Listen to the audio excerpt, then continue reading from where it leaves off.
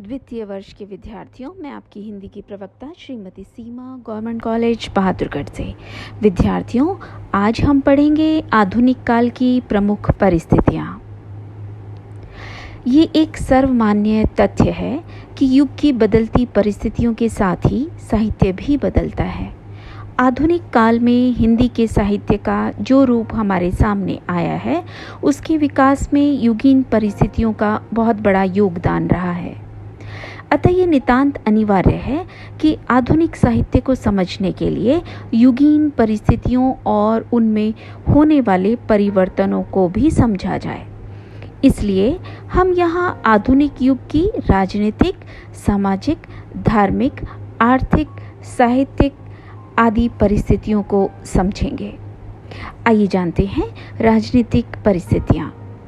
आधुनिक काल के आते आते अंग्रेजी ईस्ट इंडिया कंपनी का शासन सारे भारत में स्थापित हो चुका था।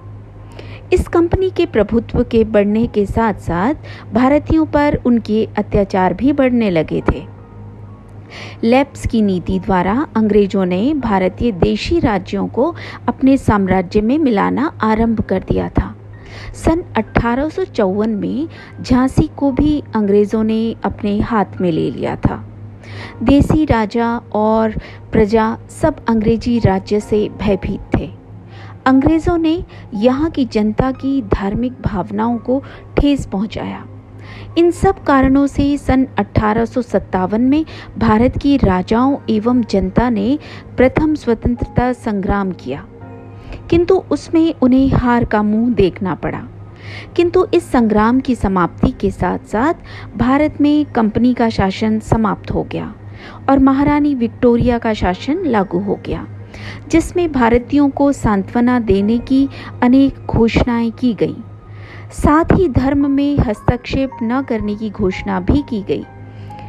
सन 1885 में नई चेतना की प्रतीक कांग्रेस की स्थापना की गई। आरंभ में इसका उद्देश्य भारतीय प्रशासकीय कार्यों में सहयोग देना था, किंतु बाद में बाल गंगाधर तिलक जैसे प्रतिभाशाली लोगों के आने पर इसकी विचारधारा में आमूल-चूल परिवर्तन किया तथा इसका लक्ष्य स्वतंत्रता प्राप्ति निर्धारित किया गया।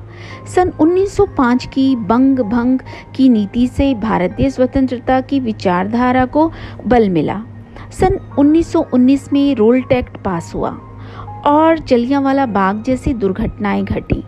फलस्वरूप स्वतंत्रता आंदोलन में तीव्रता आई। सन 1921 में महात्मा गांधी ने असहयोग आंदोलन आरंभ किया, जिसमें हिंदू मुसलमानों ने बढ़ चढ़कर भाग लिया। ये आंदोलन देशव्यापी था। उधर अंग्रेजी सरकार का दमन चक्र चला। मुस्लिम लीग की स्थापना हुई और हिंदू मुसलमानों में मतभेद आरंभ हो गए। अंग्रेजों ने इसका भरपूर लाभ उठाया। सन 1937 में चुनाव हुए और अधिकतर प्रांतों में कांग्रेस की सरकार बनी। सन 1939 में जनता द्वारा सरकारी पदों से त्यागपत्र दिए गए और सन 1942 में भारत छोड़ो आंदोलन हुआ। 15 अगस्त सन 1947 को भारत ने स्वतंत्रता प्राप्त की।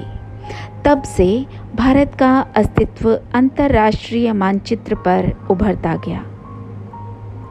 आइए जानते हैं सामाजिक परिस्थितियाँ। भारत के सामाजिक जीवन में आधुनिक काल में जो चेतना आई, उसका प्रमुख कारण भारत का पाश्चात्य संस्कृति के संपर्क में आना है। भारतीय जीवन में अनेक सामाजिक परंपराओं एवं रूढ़ियों का प्रचलन था, जिनमें सती प्रथा, नरबली, बालिका हत्या, बाल विवाह, विधवा विवाह निषेध आदि प्रमुख हैं। इन अंध परंपराओं के कारण भारतीय समाज की दशा शोचनीय थी। इधर ईसाई धर्म का भारत में प्रचार आरंभ हो गया था। ईसाई धर्म पादरियों ने हिंदू धर्म की आलोचना करके कुछ लोगों को धर्म परिवर्तन करने के लिए विवश किया, किंतु उस समय ब्रह्म समाज, आर्य समाज आदि सामाजिक संगठन समाज सुधार में जुटे हुए थे। स्वामी दयानंद ने हिंदू धर्म की कट्टरता को दूर करने का प्रयास किया। उन्होंने वैदिक संस्कृति का प्रचार प्रसार भी किया। उनके प्रयत्नों के फलस्वरूप देश के सामाजिक एवं धार्मिक क्षेत्र में जागृति आई। सामाजिक सुधारों के क्षेत्र में उससे पूर्व राजा राम मोहन राय का नाम भी उल्लेखनीय है। उन्होंने ब्रह्म समाज की स्थापना की।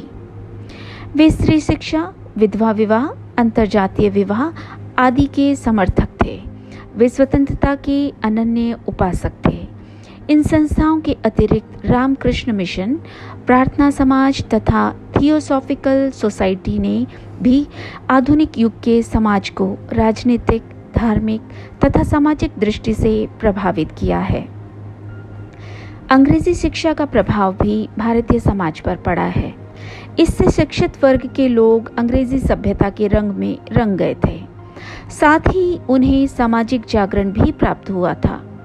इस युग में अरविंद घोष, रविंद्रनाथ और गांधी जी का भी समाज पर विशेष प्रभाव था। गांधी जी ने अछूतोद्धार के लिए कई आंदोलन किए और उन्होंने जातिगत संकीर्णताओं से हिंदू समाज को मुक्त करवाने का प्रयत्न किया। अरविंद घोष तथा रविंद्रनाथ टैगोर ने मानवतावादी भावनाओं का प्रचार किया। इस प्रकार इस युग में सामाजिक व्यवस्था में कई ठोस परिवर्तन हुए।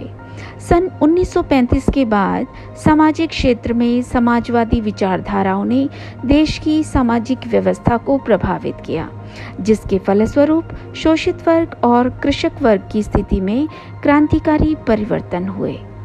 प्रगतिवादी साहित्य में देश के शोषित वर्ग तथा मध्य वर्ग की विपन्नता का चित्रण है। वर्ग वैषम्य के कारण वर्ग संघर्ष भी हुए। आइए जानते हैं धार्मिक परिस्थितियां।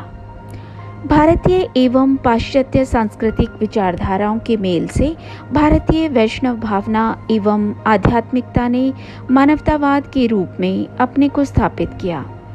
स्वतंत्रता की प्राप्ति के साथ भारत में धर्मनिरपेक्ष राज्य की स्थापना हुई, जिसमें राष्ट्रीय धर्म एवं मानवतावाद को सर्वोपरि स्थान मिला।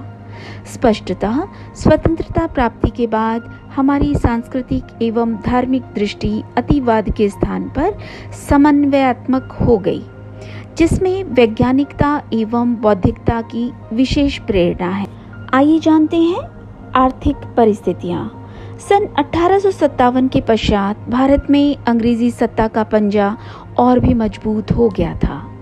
उस समय भारतीय सामंती व्यवस्था लुप्त हो चुकी थी। अंग्रेज़ों ने ऐसी आर्थिक नीतियां अपनाई जिनसे हमारे हस्त और लघु उद्योगों को हानि पहुंची। यदि ये कहा जाए कि अंग्रेज़ों ने हमारे अति लघु अथवा कुटीर उद्योगों को समाप्त कर दिया तो कोई अतिशयोक्ति नहीं होगी। अंग्रेज़ों का उद्देश्य भारत का आर्थिक शोषण करके अपने देश को अधिकाधिक लाभ पहुंचाना था। उन्होंने रेल व डाक तार व्यवस्था का विकास भी अपने आर्थिक और राजनीतिक लाभ को सामने रखकर किया। प्रथम और द्वितीय विश्व युद्धों के कारण देश में महंगाई, अकाल, टैक्स आदि में वृद्धि हुई। जन सामान्य का जीवन स्तर गिरता ही गया। यही कारण था कि कांग्रेस ने राजनीतिक और आर्थिक स्वतंत्रता की मांग की। पूंजीवादी व्यवस्था के कारण कृषक और मजदूर शोषण की चक्की में पिसने लगे। अंग्रेजों ने अपने साम्राज्यवादी हितों को सामने रखकर अपनी औद्योगिक उन्नति की। अंग्रेजों की नीतियों से शोषण, महंगाई और बेरोजगारी जैसी आर्थिक समस्याओं का कोई समाधान नहीं हुआ, अपितु वे दिनों दिन बढ़ती ही गई। स्वतंत्रता के पश्चात भारतवर्ष में पंचवर्षीय योजनाएं बनाई गईं, जिनसे आर्थिक विकास हुआ और लोगों को आर्थिक शोषण से कुछ हद तक राहत मिली। आइए जानते हैं साहित्यिक परिस्थितियां। आधुनिक काल का साहित्य अपने पूर्ववर्ती साहित्य से विषय और शैली दोनों दृष्टियों से भिन्न है। इसकी भिन्नता का कारण यहाँ की राजनीतिक, सामाजिक, आर्थिक व धार्मिक परिस्थितियों में आए परिवर्तन है।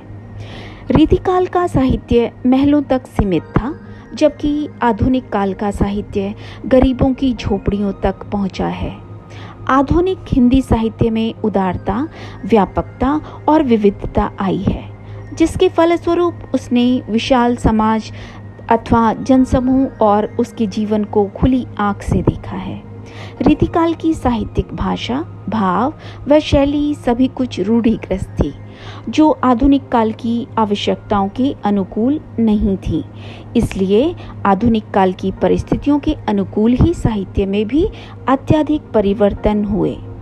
आधुनिक काल में काव्य भारतेंदु युग, द्विवेदी युग, छायावाद, प्रगतिवाद, प्रयोगवाद और नई कविता में अनेक आंदोलनों की सीढ़ियां चढ़ता हुआ अपने चरमोत्कर्ष तक पहुंचा है। इस प्रकार गद्य में नाटक, एकांकी, उपन्यास, कहानी, जीवनी, निबंध, संस्मरण, साक्षात्कार, आलोचना आदि अनेक नवीन विधाओं का जन्म हुआ और वे अपने विकास को प्राप्त हुई हैं। आज ये विधाएं अपनी उपलब्धियों के कारण विश्व प्रसिद्ध हैं। इन सभी विवेचन के आधार पर कहा जा सकता है कि आधुनिक युग की राजनीतिक, सामाजिक, धार्मिक, आर्थिक और साहित्यिक परिस्थितियों में आमूलचूल परिवर्तन के कारण हिंदी साहित्य में भी परिवर्तन हुए हैं। हिंदी साहित्य को युग की मांग के अनुकूल अपने आप में परिवर्तन करना पड़ा। हिंदी गद्य का विकास बदली हुई परिस्थितियों का ही परिणाम कहा जा सकता है। अतः भारतीय एवं पाश्चात्य विचारधाराएं यथा आदर्शवाद, अभिव्यंजनावाद, समाजवाद, मानवतावाद, यथार्थवाद, मनोविश्लेषणवाद, प्रतीकवाद, व्यक्तिवाद, गांधीवाद आदि ने हिंदी साहित्य के आधुनिक युग को प्रभावित किया है।